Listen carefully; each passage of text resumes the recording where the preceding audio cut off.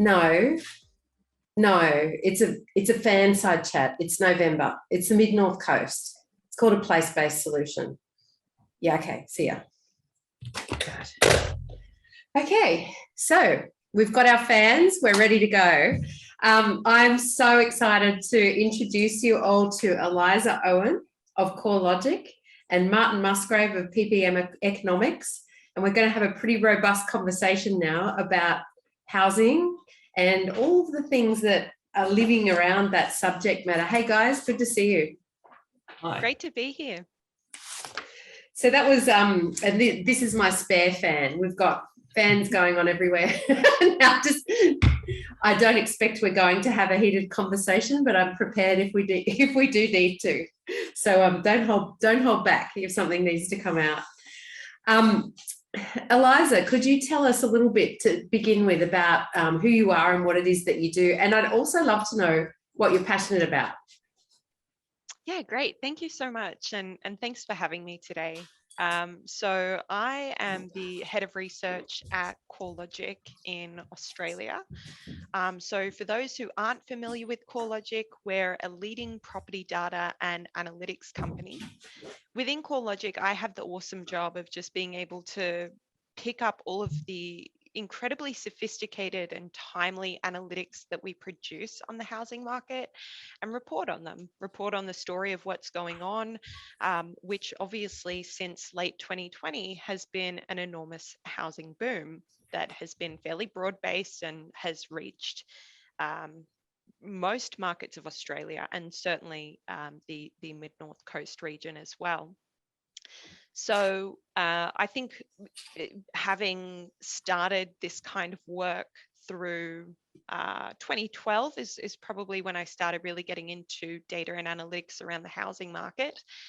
And that was a time where we experienced another very long and large housing boom. I started that cycle as a renter. I am still a renter. I am based in Sydney, which might part explain that as well.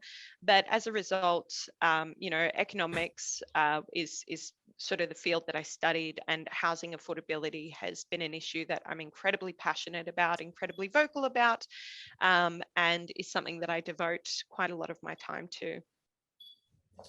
Thanks so much, Eliza. And Martin, over to you. Can you tell us a little bit about what you do and also what you're passionate about? Hi, Kerry. Hi, everyone. Thanks a lot for having me. I have been looking at the housing market for about 25 years now, and it's certainly something that really interests and excites me because I am, I'm passionate about particularly about affordability and the policy response to housing affordability. I am. It's always interesting to talk to people who might come from a different background, like a planning background, and talking affordability with them about how we come at these things from a different, maybe from a different angle. I am the chief economist and founder of PPM Economics, and I've been working with Kerry and RDA Mid-North Coast for the last 18 months, nearly 2 years, particularly when we've been talking about the effects of the coronavirus pandemic. And I've been working with Kerry on looking at how the coronavirus pandemic has affected the Mid-North Coast economy. But particularly today, we're talking about housing, and that's something that's also been really affected by the pandemic as well. Thanks, Martin. I've just been reminded to just do a little bit of conference housekeeping as well. When we finish our fan side chat here, we're actually going to announce the winner of the leaderboard today in the Hoover system, and that will give you a $100 Shop Local voucher for Mid Coast Council. So make sure that you're continuing to engage as we continue, and that includes engaging in the chat on the Hoover app. So if you have any questions for Martin and Eliza, make sure you do as it progresses. So Eliza, I'm going to ask you the first question. The housing crisis, what's going on? That can be a big question. But I mean, I think at the moment, the big issue is rapid increases in property prices in an environment of low interest rates. So the lower the cost of debt, the higher prices tend to get pushed up. Accumulated savings through COVID-19. People not spending on big ticket items like overseas holidays, for example, pushed the household savings rate up to 22% through the June 2020 quarter against a then decade average of about 7.6%. And other things like, government policy that incentivized the purchase of housing didn't necessarily help affordability, mind you, but policies like home builder, state-based stamp duty concessions, and the introduction of things like the first home loan deposit scheme just before COVID had dramatically increased demand for housing. We don't really see the housing market turning anytime soon. We've observed a continually strong monthly rate of growth for October. For example, the monthly growth rate was 1.5%. And that's down from a peak monthly growth rate, but it's still pretty huge when you consider that the average monthly movement in housing values is about 0.4%. And it equates to about another $11,000 added to the median house price in Australia. So the reason that this forms a part of an affordability crisis is not because of, the mortgage serviceability side of things. Low interest rates have really offset that. It's more to do with the barrier to entry in home ownership, where it now takes longer than ever for people to accumulate a decent deposit. And amid that, particularly in the regions, you've got rapidly rising rents as well. So while people are trying to save, they're also dealing with very strong rental value increases. And a key part of all of this has been that there are elements of supply that are extremely constrained. At the moment, there's about 140,000 listings available for sale across Australia, and that number sounds pretty big, but usually this time of year, it would be closer to 210,000. So that just goes to show the severe deficit in listings that are available. The delivery of new housing is certainly in the pipeline, but it's very bottlenecked by labour shortages, constraints, supply chain constraints, and an increase in the cost of building materials. So there's a whole lot of elements at play. It's a very difficult situation at the moment, but I do hope that we can find a broader systematic approach to all of these issues and not just treat it cycle by cycle and say, oh, well, we'll just wait until rates go up and prices come down, because there are bigger structural things we can do to tackle housing affordability long term. Thanks, Eliza, and I'll be looking forward to hearing your thoughts on what those things are. A more very basic but probably quite a long question, long response. Before we come to you, Martin, Eliza, how did we get here? Isn't it obvious that some of this was going to happen? I don't think it was quite obvious when we thought about the onset of COVID-19 initially. I mean, the general consensus was this peak to trough decline in property values of around 10%. And I think a lot of first home buyers were kind of rubbing their hands together and hoping that this could be their opportunity to get into the market. Instead, what we saw was a kind of protection of the housing market and policy responses that increased demand. And that was all for making sure that the economy remained buoyant through the initial shock of the COVID pandemic. So this included things like payments to households, some of which did go to servicing mortgage and rental payments while the labour force was disrupted. There were things like mortgage repayment deferrals, which meant that people who maybe had lost their job because of COVID and they didn't want to sell their property, they didn't have to, because they essentially had that leeway with the banks. And then, of course, there were the extraordinary monetary policy responses in terms of a low cash rate stimulating demand. So, you know, there are those sort of factors within the current cycle, but there are, of course, you know, broader issues to do with, you know, the tax treatment of housing, the way in which we supply new housing, that I think has made it increasingly financialized in some respects. And I think that's starting to be highlighted, particularly now with more investors coming into the market. Those problems are really starting to show themselves as well. Thanks, Eliza. And Martin, how about you in your work in the Mid-North Coast with us? What kind of things have you observed in terms of housing, what the situation's like? Well, I think the key thing has been that now that people are able to work effectively from anywhere, the question is, why would you live in somewhere that isn't the Mid-North Coast when you've got the opportunity to keep your anchor job and high-paying job in Sydney or Melbourne or wherever, but mostly Sydney, and move up to somewhere where it's maybe a bit cheaper, much less hectic, and you can experience all of the lifestyle benefits that you can living on the Mid-North Coast, at the same time as being within a fairly good distance from Sydney and Newcastle. So you're really not necessarily too disconnected from your workplace. Plus, you're able to either drive or fly the same day if you need to be there.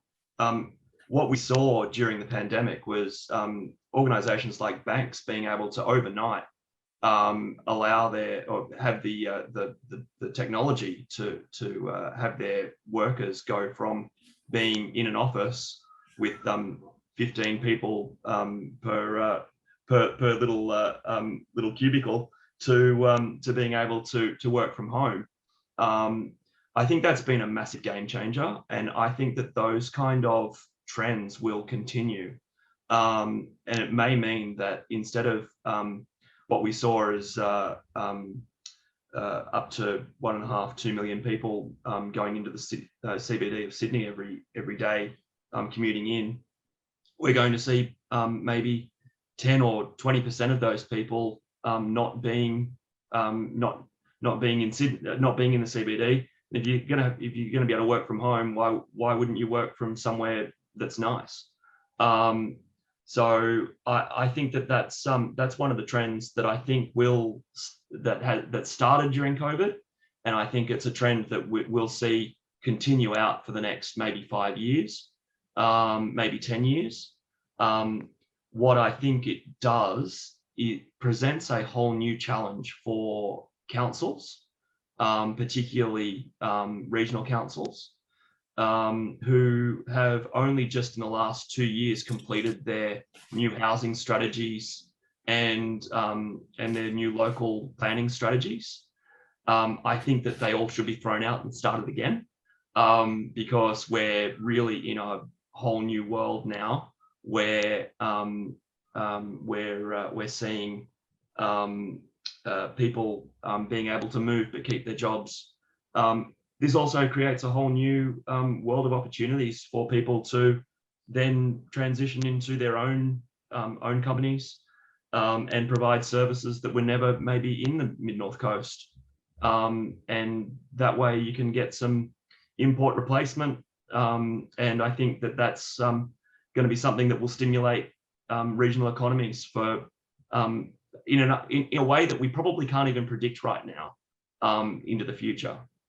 Martin, just on what you said about, we know that it's easier for people to relocate than ever before. The connectivity, even though it's not perfect, it's a lot better than it has been in years previous. We've got access in patches to fast internet services. We can access airports. The roads are very fast these days as well.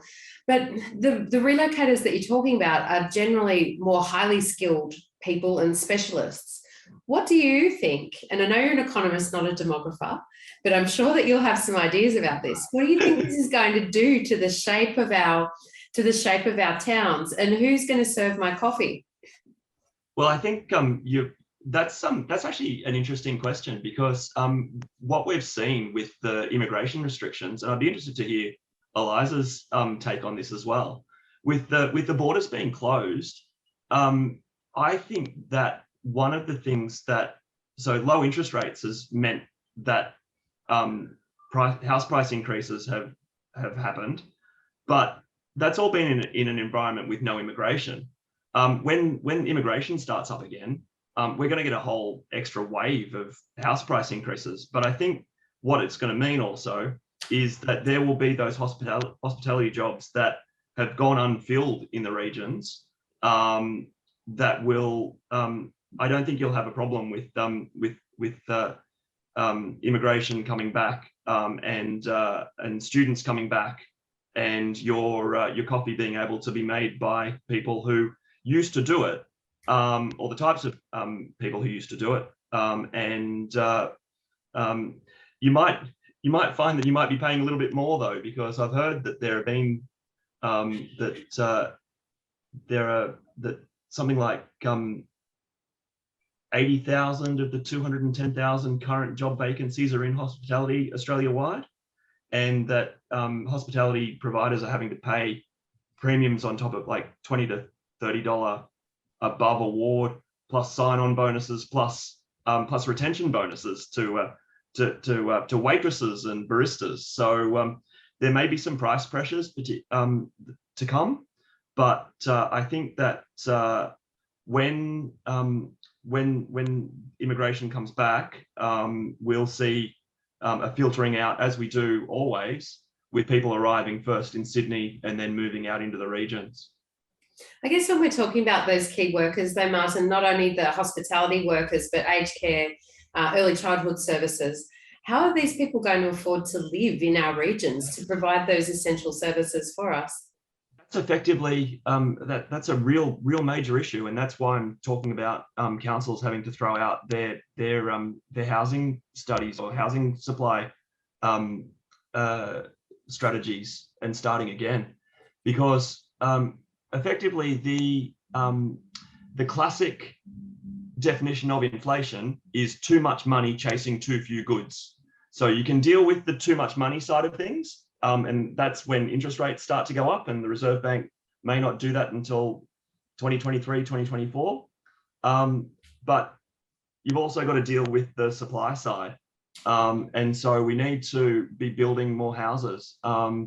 And the concern that I don't think exists, but could exist in the minds of some council planners, is that there would be an oversupply of housing, and that you would end up with a situation like mining boom towns where prices go through the roof, people build houses, then the mining boom stops and people are left with stranded assets effectively, or houses that are worth nothing anymore. I don't think that's going to happen in a region like the Mid-North Coast, where we're going to see those mega trends of people moving out of particularly smaller accommodation that might cost the same, or in the cities, and moving into regional areas. Eliza, do you have comment on this? Yeah, thanks. I think that's all really interesting. And I think it is worth drawing that distinction between a boom and bust in a Western Australian mining town, or even Perth, where the reason for migration is the transitory nature of work itself, whereas the regional kickoff for, especially along the coast of New South Wales, is the freedom to work flexibly. I wonder about the extent. I see theoretically the virtuous cycle where you get increased population, you get more demand, you get more employment, you get more migration as a result. So I'll be very curious to see if that plays out. I do believe there are some mitigation trends, which I wonder, Martin, if you have any thoughts on. Mainly I believe a big part of normalized remote work was not just the fact that you can do it, but the corporate permission. You know, the fact that it was pretty much forced through COVID, and are corporations, are businesses going to demand people back to offices because they may have committed to commercial leases before COVID in the city, or what have you? That could be a mitigating factor. And the other thing I think in regard to key workers is that you do have this uncomfortable period where the demographic of an area might be changing. A lot of money is coming into regional Australia. On the mid-north coast, we've seen typical dwelling values in the region increase from about 490,000 to 620,000 in the space of a year. Your rents have gone up 17% in the space of a year. And so for people who own in the region, and that may include key workers as well, that's fabulous news. They've got new equity to play with. They've got, you know, more financial empowerment. But for those who are out of the housing market, that they may have just had to wave goodbye to their chance of home ownership for now, and may find themselves displaced and may find themselves needing to commute further to get to their jobs. Yeah, that's actually a really, really interesting point, Eliza. I've heard some anecdotes around people who have lost their rental properties, or have had the owner move into their rental property, or the owner sell or whatever, and have had to leave, and haven't been able to find a rental property for somewhere even within $200 a week of what they were renting before. So I think that's going. The problem with housing and the housing market is that it's not something that you can fix overnight. It is something that takes time to turn around. So when you've got supply pressures or price pressures, the supply response is always going to be slow. Yeah, it's inelastic. Yeah. It's inelastic, and so sometimes if you need to rezone land and then need to develop it, that process can take I do a fair bit of work for developers. That process can sometimes take between 7 and 10 years, by which time you probably through 2 housing cycles. So that's something that if you can't build houses quickly, we need to have a think about how that might play out, particularly when I think we're going to have another wave when immigration starts up again. We're going to have another wave of Sydney people cashing out and moving to the regions, either to retire or to set up remote work. Yeah, I think it could be even sooner than that, because we're now in this situation where domestic borders are freeing a little because of eased COVID restrictions. And the capital cities have caught up in terms of price growth as well. And historically, some of the big movements that we've seen from capital cities to the regions have coincided with those big capital city price increases. I guess just as a personal anecdote, you know, my brother, who's just had a baby, is looking to buy a freestanding home for his young family. And the region that he's looking at in Sydney, typical houses are $1.8 million. And that's not it for anything especially fancy. So he's saying to me now, he's like, well, we may have to go regional. Not that he even wants to necessarily. And that's not to diminish the regions at all. It's more that he wants to maintain the family ties and be close to us as a family. But he's got no choice. So there's also something to be said for addressing affordability in the capital cities that then doesn't create that spillover of demand to regional Australia. And I think in terms of new supply, the thing that worries me, if you were to, you know, fast track the delivery of new supply, and Martin, maybe this is something you can speak to as well. But in that housing boom between 2012 and 2017, there were hundreds of thousands of new dwellings hitting the market, but about almost 50% at its peak of the housing finance environment were investors. So you had new supply being delivered, but for each unit of new supply, it wasn't necessarily going to someone who was owning that home. And it didn't really matter during that particular point of the cycle how many new units you supplied. It wasn't really helping the affordability situation. And it certainly wasn't helping to increase rates of home ownership. In the finance data at the moment, we see that first home buyer finance is down 13% over the past 3 months. Investor finance is up 11%. So how do we ensure that new supply isn't merely going to, holiday homes, Airbnb accommodation? Maybe that's what the region wants, and maybe that's good for stimulating economic activity and tourism visitation. Do you think that there need to be any kind of limits or parameters around the kind of supply that is delivered to ensure that it's getting to the people who need it?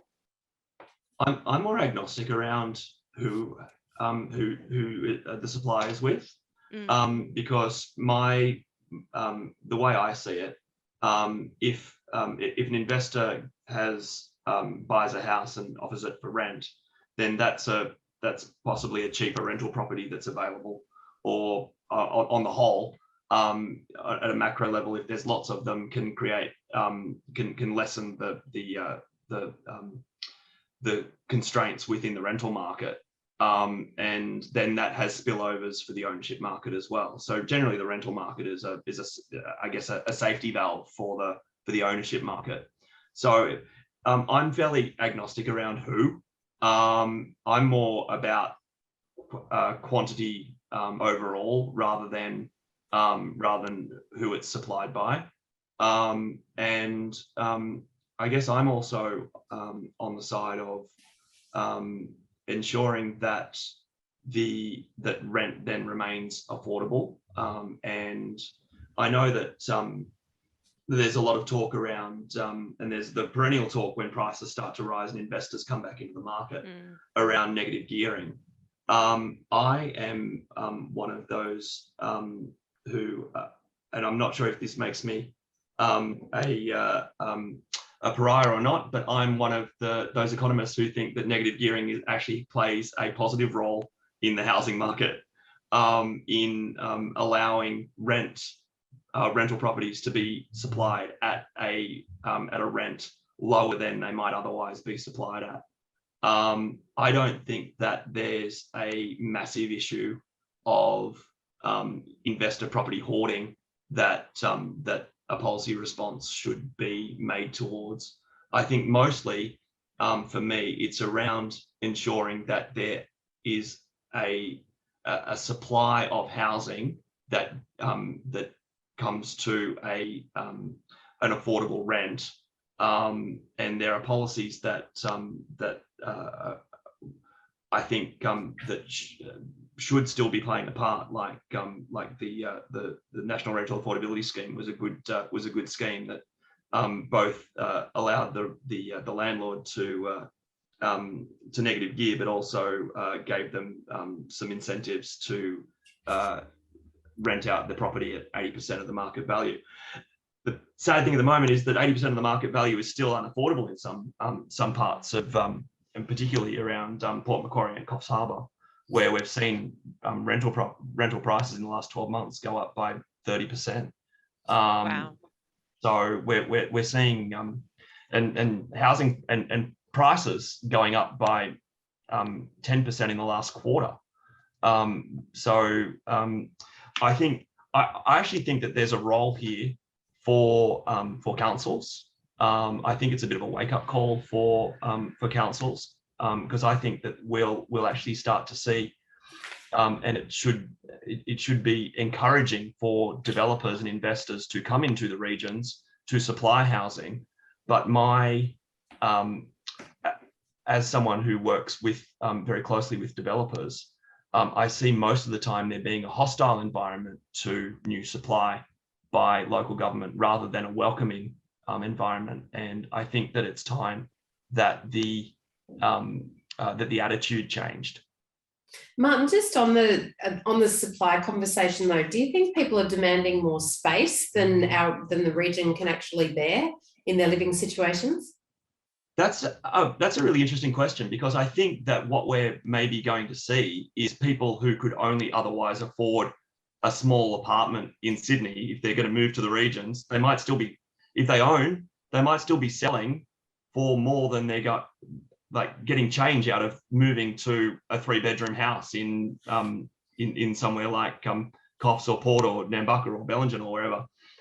So I think that then that's actually a point that I wanted to come back to, was that house prices are high in Sydney, but when someone sells that house, they're also coming to a market where the median price is 700,000. So they're coming with savings and coming to the opportunity to spend that. Sadly, that also possibly means that they've got the guns to outbid locals, because an extra 100,000 when you're selling your house for $2 million isn't really going to make much difference to you, because you're still going to have a hell of a lot of savings from that. On the space issue, I think there's still there's a lot of space around, and I don't think that we should be worried about providing the supply that people are demanding. Eliza, just to shift tact a little bit, how do you think interest rates and housing finance impact the housing market performance? Well, there's an inverse relationship there, basically. So the lower the formal interest rates, which influence mortgage rates, the higher house prices go.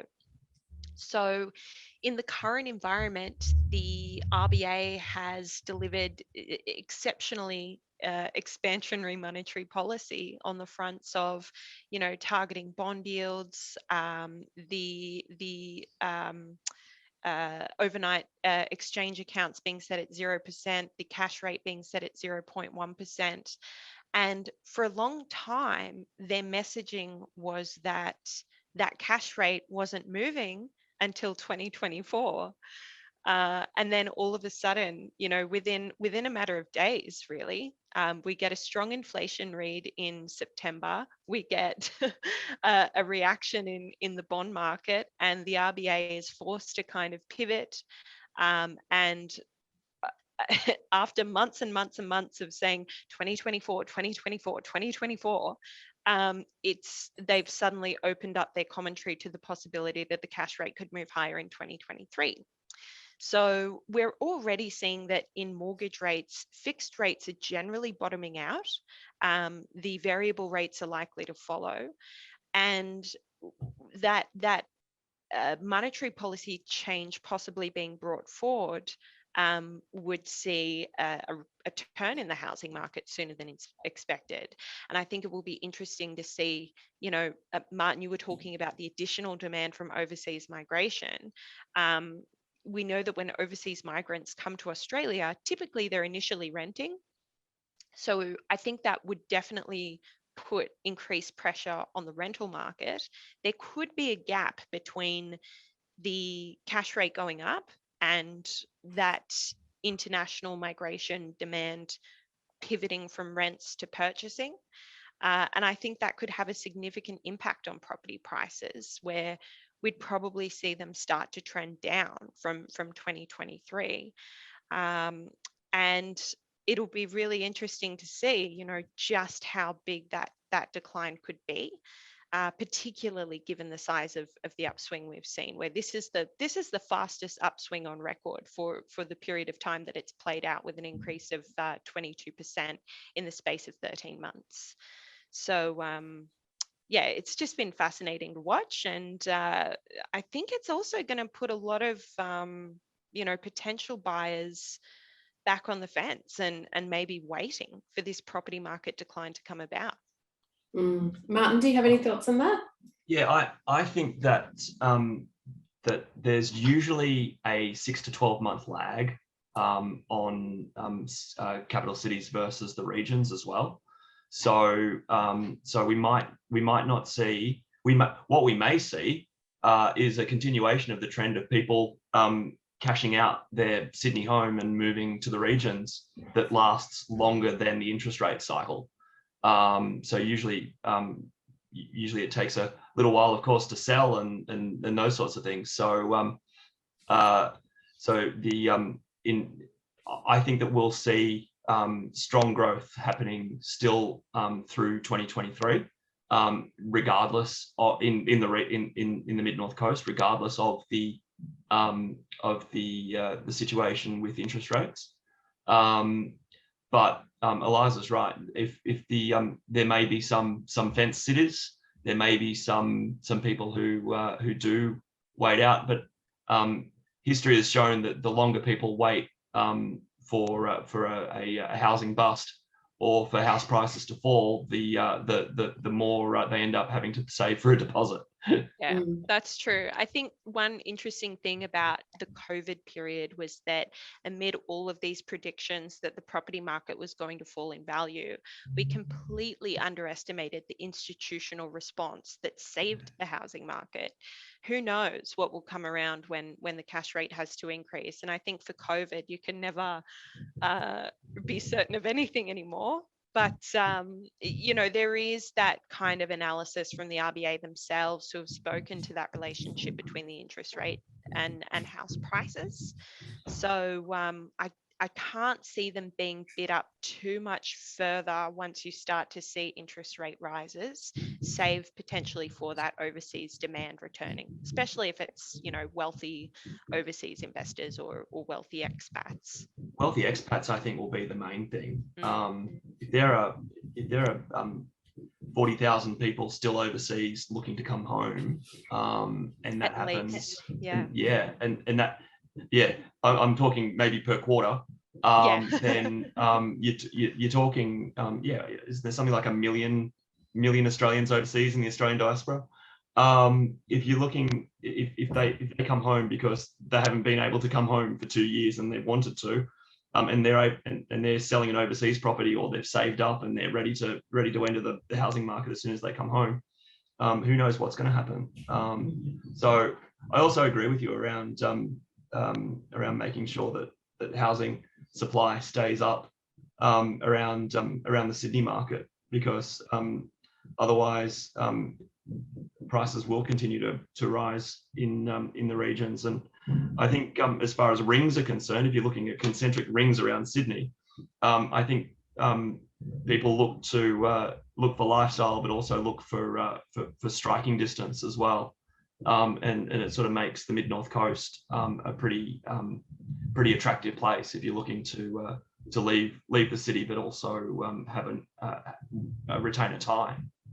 Come back, Martin. Because Southern Highlands is gone. Southern Highlands is too expensive, so going south isn't going to do much for you. Coming to Port Macquarie or Coffs is certainly something that people would have in their minds.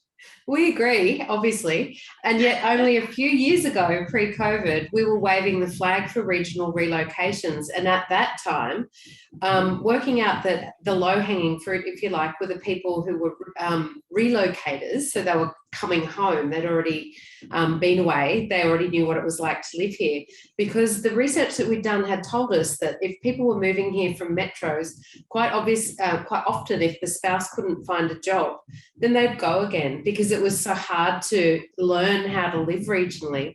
Now, what you said, Martin, about import replacement before, do you think that we're going to move more into a time where people have come to terms with the fact that living regionally is going to be more affordable, living regionally is going to be a better lifestyle, which we've been saying for a long time. So then the services, and in particular creative industries, dining, etc., are really going to start to build around that. So rather than, I guess, looking outside of the region, we'll be able to experience those things more here in the region. I think for sure, and I know creative industries have been whacked a lot over COVID, but when you look at, for instance, in the Northern Rivers, where you've got organisations like Screenworks, who are, I think they're sort of starting to get a bolt hold in the Mid North Coast as well, where they've encouraged about in the last year, I think it's been hundreds of millions of dollars worth of productions to come to places like Byron Bay and Little Alstonville, my little village, where so that those sorts of stimulation, then it's not just the actors who are in that. It's the set designers and the carpenters and there's a whole industry that comes off the back of those sorts of things, and that plays out not just in that industry but in a whole host of industries that that you don't know what might come about. I'm one of those sorts of people who think that businesses come about because someone has a bright idea and decides to start a business one day. The more capital you've got in an area and the more people you've got in an area that are of an entrepreneurial bent, the higher the chance that people are going to start their own business, and then provide, see a market and then provide for it. So I actually think that these things happen organically. It's not necessarily something that governments can really predict or do. Governments predict things very badly. But if you've got the culture, which I think that organisations like RDAs encourage, and you in particular, Kerry, do a very good job of that. I think that if you've got that culture, then and you have the capital, then those markets can be found, those import replacing markets can be found, and more jobs can come from that. I'm a big believer of the virtuous circle, but maybe I'm a bit Panglossian when it comes to that sort of thing. Well, I've got a good question that's come from the audience actually on that, Martin. There are a couple of questions. The first is, who is my red phone connected to? And the answer to that is, that's for me to know. The second question is, it's about the triple bottom line approach. So that used to be very much part of the rhetoric, but yes, Tim, I don't hear that spoken about a lot now. Now, Martin, I know that we've spoken about measuring social outcomes as well in an economic sense.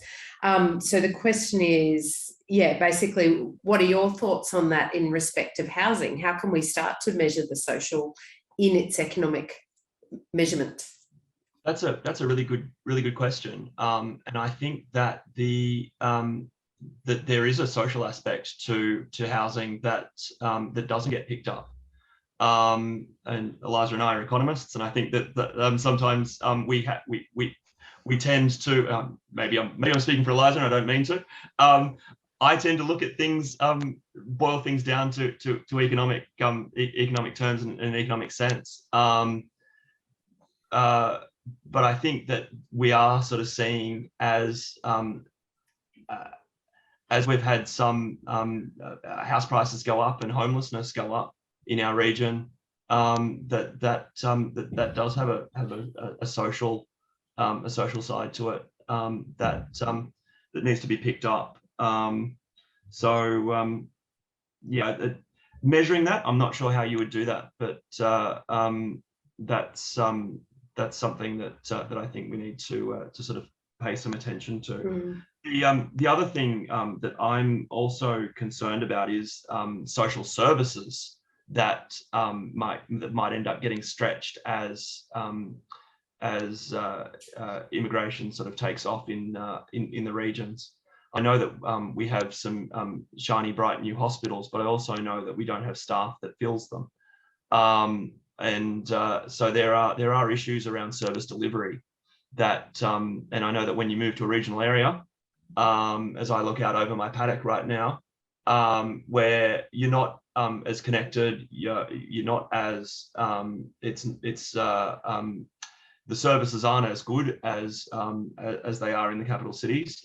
Maybe that's just something that you either learned to live with or you understood before you left, or as you said, there are people who are moving back, and particularly the mid-north coast has a history of you leave when you're 19 and you come back when you're 30, and that's just something that shows up in the demographics, census after census. But I think service delivery is going to be something that's going to need to be concentrated on as the population increases. That's an aside to what you were saying. Sorry. No, it's all good. Eliza, I've actually got another question for you from the audience as well. You mentioned people saving more money than they were before during the pandemic. So the question is, has it in fact made it easier to save for a deposit? And has this in turn pushed up the prices of housing? Same goes for the early release on super that was happening during COVID as well. Yeah, I mean, the answer is yes. When it comes to household savings increasing, I think that was a big factor that increased demand in the housing market. And it's probably a lot of why the initial part of this upswing that we're in, so around mid to late 2020, was defined by a surge in first home buyer participation. And at its peak, first home buyer loans were tracking at about 16,000 per month across the country in January of 2021. It's trended down since, right? I think affordability constraints are definitely setting in such that even with that boost to household savings, the increase in house prices is kind of offsetting that as well. So yeah, it's definitely been a factor. But when you think about regional Australia, part of the challenge is exactly as Martin said, the relative affordability of regions for people coming from capital cities. Whereas locally, I think we've seen higher levels of displacement. We've seen more pressure on rents, which has made it harder to maintain that high savings rate as well. So the savings rate has trended down in subsequent quarters. And something that really kind of concerns me as well, and I mean, you would both have more intimate knowledge about this in terms of the mid-north coast of Australia. But when I look at a market like Hobart, where you have so much interstate demand for this very tight little market, where there hasn't been a whole heap of investment in education or economic development within the city of Hobart itself. It's more, flourishing of the tourism sector and things like that. There's this belief in the real estate industry that for every property that's sold in Hobart, they could sell it 10 times over, because you've got interstate investor demand. You've got people picking up Airbnbs who can get much higher return on that than in the long-term rental market. And it's those kinds of trends that I think are really worrying, and especially when you're in a beautiful regional area that's becoming increasingly appealing to those types of investors. It's not something that a higher rate of savings is going to help, and it matters less and less how hard you're saving or even what you're earning, and it matters more what kind of equity you have in the family, and if your parents can help you with equity to get a deposit or sell their home to help you get into the market. And that widens inequality, because if it's not about how hard the individual can work and save, and it becomes more down to intergenerational wealth, that's how the current upswing is widening the gap between the haves and the have-nots. Can you, I guess, as we're getting close to the end of the fan side chat, could you comment, Eliza, on what types of things you think we're going to see next year? Oh, I think that in the short term, we're going to see an additional boost to demand for housing across regional Australia. I think it could be more in the form of investment, just going off the kind of recent trend that we've seen in investor financing. But following that, the outlook is this kind of continued softening in the monthly growth rate. So, for example, if you look at some of the big economic forecasters like Westpac, for example, they would anticipate that 2021 is going to see this growth rate of about 22% in the housing market. And 2022, it's going to look more like 8%. So we're still seeing growth, but the rate of growth is less. And hopefully that gives some people a chance to catch up in terms of accumulating their deposit or upgrading or what have you. And are there any resulting policy recommendations that you'd make as aligned to that? I mean, more broadly, I think for regional Australia, I have to disagree with you, unfortunately, Martin, around the nature of housing supply. I think it's important to ensure that the supply you're delivering is A, getting to the people who need it, and B, helping people with home ownership, because ultimately home ownership is the end goal that's been set up in Australia to ensure you have a comfortable retirement and those sorts of things. So I do think that maybe there should be some limitations around investments that are used for short-term rental accommodation. And I know that can be controversial because it can really help economies as well. But that's something I think we seriously need to consider and maybe, increase the amount of housing that is specifically for those who want to own or need comfortable, affordable long-term rents.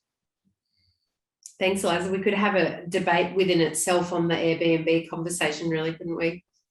Really? Martin, coming to you, what do you think 2022 has in store, particularly for the Mid-North Coast, and what policy recommendations do you have? Well, I think that we're going to see the continuing trend of people moving to the regions, and particularly places like the Mid-North Coast. I think they'll bring their money with them, which is a good thing. But we're then going to see, as a result of that, some displacement, some further displacement of people who are residents or already residents of the Mid-North Coast and either can't afford to outbid or can't afford rent increases, and they're going to need some kind of out. I would hope that increased property prices will mean that there is a supply that encourages supply from the development industry. It doesn't always play out that way because, as I said earlier, you are dealing with usually a developer is dealing with time horizons that are beyond even the next housing cycle. But I'm hoping that we can get a welcoming policy environment, a welcoming investment environment from those who are the gatekeepers of land development, and that they don't worry that it might mean oversupply. If a developer goes bust because they've built too many houses, that shouldn't be a concern of councils. That's a concern of the developer and his or her financiers.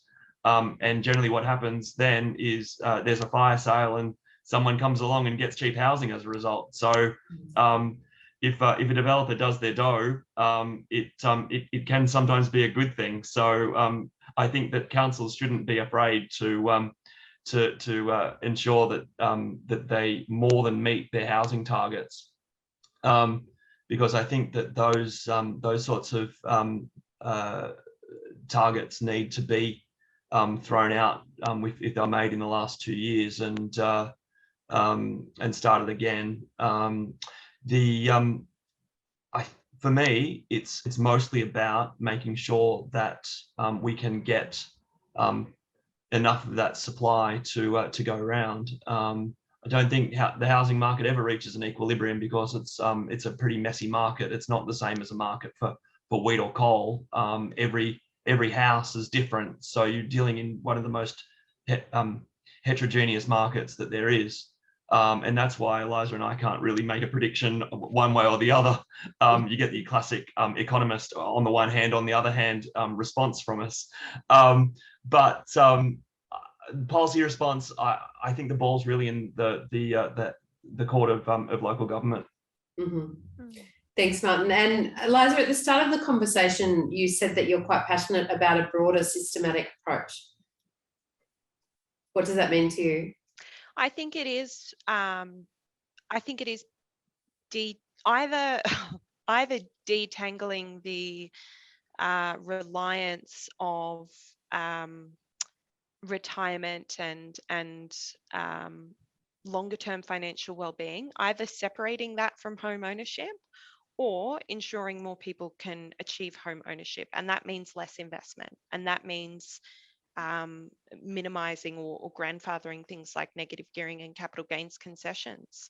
Because while I appreciate that increased levels of investment deliver more affordable rental housing, it does take away a property that can potentially be an owner-occupied property.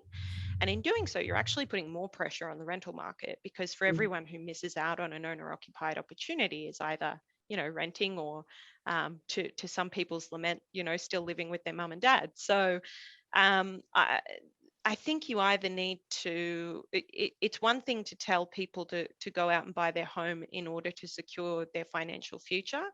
It's another thing to see the asset increasingly kind of financialized because of some of the attractiveness that we place around the asset for investors. So, and that's a personal view. That's not something that's necessarily held by CoreLogic or many of the organizations that we work with. So it's a very hard thing. And I think when you've still got the majority of Australians interested in housing prices maintaining their value for good reason, it's a very hard policy position to argue as well. Absolutely. Unfortunately, we're going to have to leave it there. I'm disappointed. I'd love to keep chatting to you guys for a long time yet. But we have come to the end of the day. So Martin and Eliza, thank you so much for joining us for the Fanside Chat. I really appreciate it. If any of the audience have any further questions, I'm sure you won't mind if I email them to you to find. Thank you both. Now, just before we go, I've just got a few final announcements, and also we need to announce the winner of the day. So I'm just bringing that up on my screen. So I just want to remind you that Ignite this year is brought to you by our sponsors, National Recovery Resilience Agency, NBN, Mid Coast Council, Optus, and also Circular New South Wales, and of course the Regional Development Australia program. You'll notice that we've got some really cool videos from Wingham at the start of every conference day. So Donna Carrier's been around and recorded those for us. So even though we are very much in this online environment, don't forget to visit Wingham, because there's some real characters in those videos as well. Keep chatting in the Hoover panel. Now Friday Drinks is on tomorrow night, so 5:30 to 6:30. Do not forget to wear your bling, and we'll be looking in the photo section of Hoover as well. So again, there's lots of prizes to come out tomorrow night, so we want your interaction and your dressing up and your sparkly gear. That's all very important. Now let's do this. I have a very terrible prop here, which is a drumstick, which now isn't working. Here we go. And the winner of the $100 voucher is, let's see, I'm not going to announce who's on the top of our leaderboard at the moment, because it's a board member who's certainly leading the way. However, the person who's going to be getting this prize is you, Lee Dixon. So there's a $100 shop local voucher coming to you. Maybe you can have this drumstick as well from Mid Coast Council. And we're also going to give the second person a prize, who is David Archer, and David's from Port Macquarie Hastings Council. So there's a prize coming to you, David. Now, those of you who aren't on the leaderboard yet, I want you to make sure that you get in there. I can see there's a couple of people. Linda's still in there, Natasha Murphy, Oscar and Donna. They're all creeping up the leaderboard. So let's keep giving these prizes away. And I'd love seeing your interaction. There's so many chats that are boosting out into the Ignite Hoover space, which is really good. So that brings us to the end of today. What I look forward to, sorry, I've got a really quick recap here. So we talked about property usage and how it's used and maybe sharing property. How do we do that? It's not only about houses, it's about homes and where people live. We need to remember the social impacts as well. So somebody spoke about the missing middle as well, and those key workers, and co-ownership. So Daisy was speaking about that. Chris's comment, the value of a house is what people are prepared to pay for it. And we know that some have more to pay than others. And my biggest take home is that I need to find a big table. So I'll be looking to see how I can do that. So thank you all very much for joining us today. We know there's been a lot of people online, and we do appreciate that you've given up your working day to be able to join us. You can listen to this as a recorded version as well in the very near future. Tomorrow we'll be back at 10 a.m. again to talk about business preparedness, and the day will be opened by the Honourable Victor Dominello. So we're really looking forward to that. Have a great evening. Don't forget your bling tomorrow, and we might even see you on the Hoover app after in this evening. See you. Bye.